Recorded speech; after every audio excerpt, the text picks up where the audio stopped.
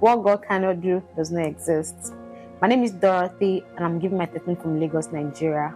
I've come to return all praise back to God because He alone deserves all my praise and adoration. It all began in August when I said to have a breast scan done. I've been feeling a lump in my breast for a while, so I proceeded to have a breast scan done. And during the scan, the lady told me that I have to have a biopsy, that the lump looked suspicious. In September, I had the surgery to take out the lump. The lump that was taken out was taken for further investigation, and it came out that it was cancerous.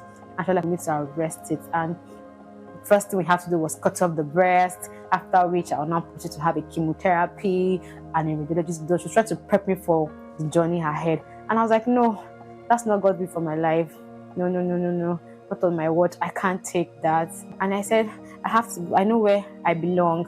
I kept praying on the altar. I kept praying that God should show me mercy. And on the 17th of October, which was my next appointment, that morning before leaving for the hospital, I was listening to NSPPD. And about 38 minutes into the prayers, I was still saying, God, He cannot cut off my breast. He cannot. I was just praying. That was my prayer point at that point, that God, this cancer will dry up from the root.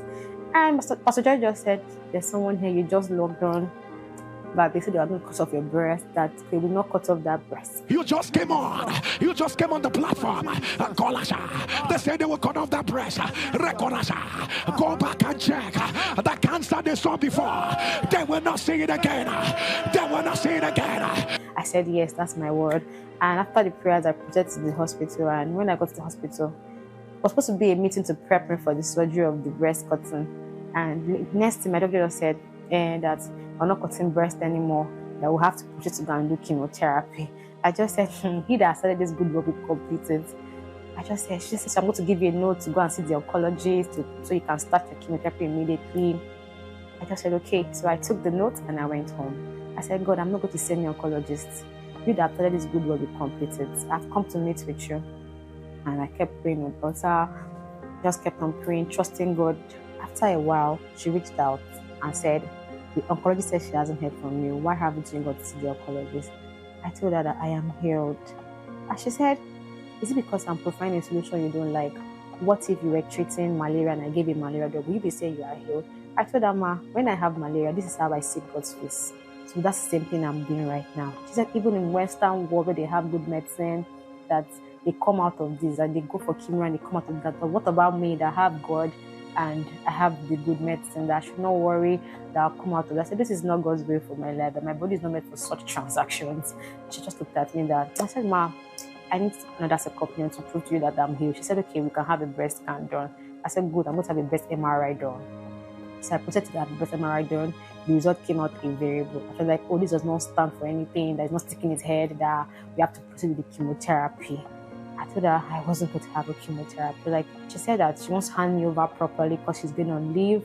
So she wants to be sure that I'm in good hands and I'll be taken care of. I told her, Ma, there's no point in that. Since you're going on leave, me too, I will go on leave. You go and have fun and enjoy yourself. Me, I have to go and meet my father. And by the time you are back, I'm bringing my evidence for you. And she was just looking at me, okay, no problem, that I'll give you 3 weeks, that hopefully nothing would have gone so wrong. I said, nothing will go wrong. So I left the office and I went praying. I said, God, you have to give me an evidence that will tell these doctors to back off, because they need to believe that you have healed me. That same week, they testified that her mom was healed of triple negative cancer. I said, yes, that's it. But God, I want more. I heard Pastor Jerry say, I heard people say, put my word, Pastor Jerry's mouth. Peter, I want the same.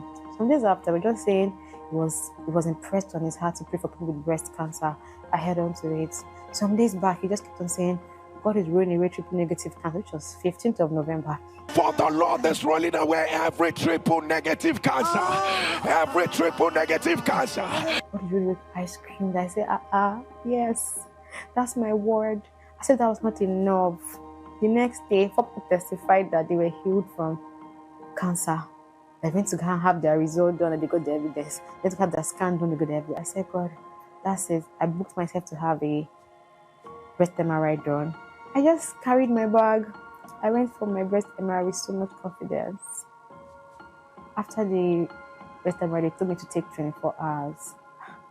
This result, 24 hours, I did not see result. 48 hours, I did not see result. I said, I was going on. My appointment is on the 27th. I need to go with my result. 20 minutes to midnight. 20 minutes to the 27th, yes. at 11:41, I just got a mail. I got my results. Not malignant, not variable, a distinct no cancer cell. It was all benign.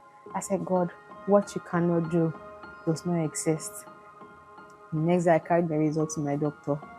I said, this is the evidence that I promised you I was going to win. And she asked me, have you testified? I said, no.